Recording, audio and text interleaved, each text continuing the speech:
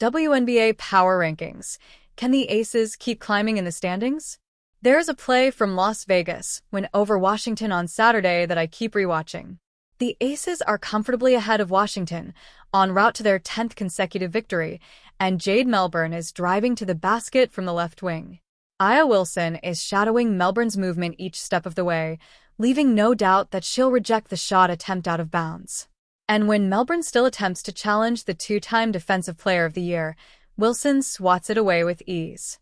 She skips her way onto the baseline, after making a spectacular play look ordinary. The camera pans to her teammates, where Jewell Loyd is sporting a smile a mile wide, the only thing you can really do in the presence of that kind of greatness. It's a moment that reminds me of the 2023 season, when Las Vegas was at the peak of its back-to-back title-winning powers. Wilson would have dozens of plays like that on any given night, and the mood among the Aces was pristine all year long, full of joy and awe at what they were witnessing. These Aces aren't as good as their 2023 iteration, but Wilson still is. And as a revamped roster in Las Vegas finally comes together, they're playing with the confidence that comes from having arguably the best player in the world at the center of it all.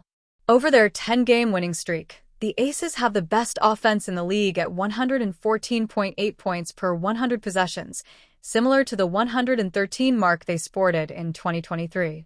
Wilson is averaging 27 points and 13 rebounds, while Jewell Loyd, Dana Evans, and Alyssa Smith are all making at least 40% of their threes. Las Vegas is playing exceptionally small, as Kia Stokes and Meg Gustafson are only sparingly getting in off the bench, and Chelsea Gray has held up defending forwards in a pinch.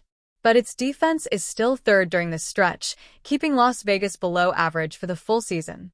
Nevertheless, after falling as low as 9th in the standings in July, the Aces are all the way back to third, one half game behind second-place Atlanta, and the Aces own the tiebreaker over the Dream.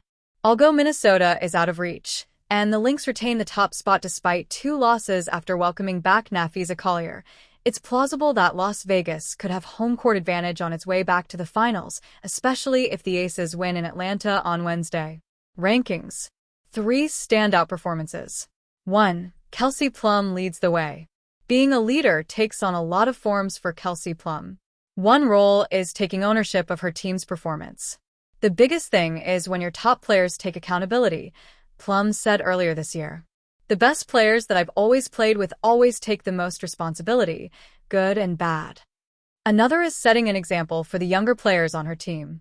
Rickea Jackson constantly cites Plum's work ethic as an inspiration in her second season. She wants to live up to the standard Plum embodies. Sometimes, being a leader means having the ball in your hands at the end of a game and being relied upon to make a play. Down 1 against the inferior Dallas Wings, though one with the scorching hot Paige Buchers, in a game the Sparks had to have to keep their playoff hopes alive. That's what Plum did. I knew I was going to be able to get a good look, probably not all the way at the rim, but something in the paint, Plum said. I didn't want to give them a shot, and I was going to shoot out the buzzer and live with whatever the result was. She also hardly celebrated and called out the Sparks' defense for putting them in that position to begin with. From the moment coach Lynn Roberts was hired by the Sparks, even before Plum had come over from Las Vegas, the organization has publicized its goal of reaching the postseason. Plum has said she would consider this season a success if it ends in the playoffs, where LA hasn't been since 2020.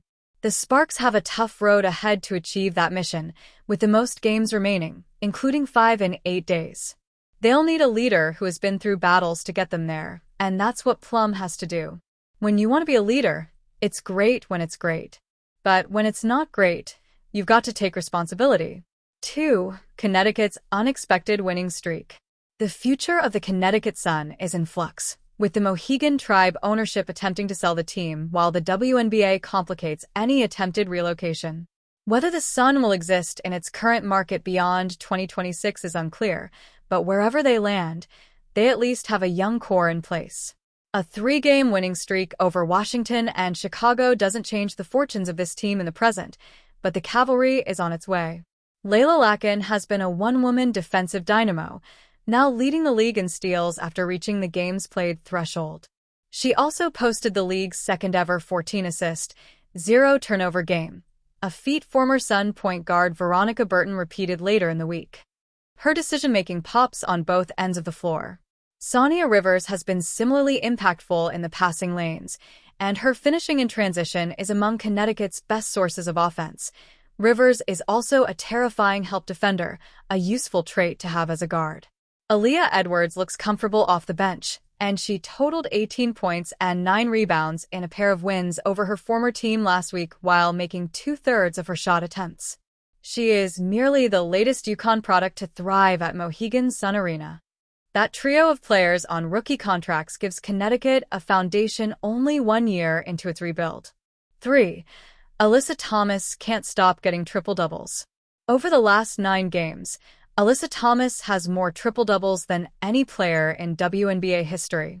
That's 5 triple-doubles over 3 weeks, compared to 4 all-time for second place, Sabrina Ionescu. There is no better way to speak to Thomas's versatility than that stat. The importance of Thomas's stat lines is that they lead to wins.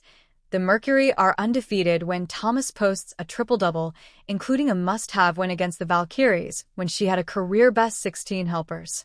She leads the league with 9.2 assists per game, becoming the only player in league history other than Courtney Vandersloot to average at least 9 assists in a season. The term point forward gets thrown around a lot, but Thomas legitimately serves as Phoenix's offensive initiator.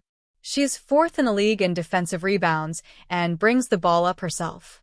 She is one of the best pick-and-roll operators in the WNBA, averaging 0.926 points per possession as the ball handler, good for the 84th percentile league-wide. And she combines that offensive creation with the 10th most steals in the league, the 7th best field goal percentage, and the 14th most free throw attempts. Rookie of the Week. Paige Bueckers, Dallas Wings. Hard to pick anyone else the week. Bueckers tied a rookie record with 44 points in a single game, matching the mark set by 34-year-old Cynthia Cooper in the WNBA's inaugural season. Although she is known for her mid-range game, Bueckers has become more intentional about getting closer to the rim, especially as she commands a larger share of the offense without Eric Ogunbowl knee injury. She had 4 finishes in the restricted area in her masterpiece against the Sparks, plus 9 more shot attempts in the paint, of which she made 6.